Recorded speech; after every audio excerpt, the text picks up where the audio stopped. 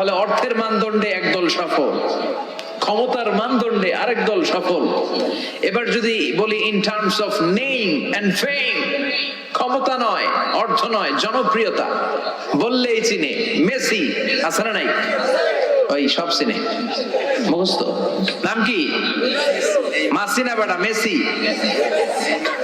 Neymar আপনিও জানেন, সর্বনাশ, কিয়ামতের আলামত। হুজুরও জানে।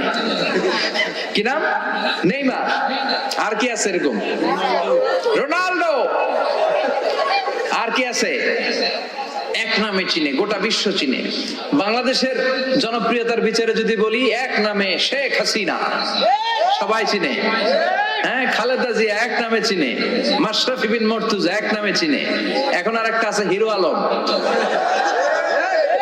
আছে না নাই? In terms of name and fame.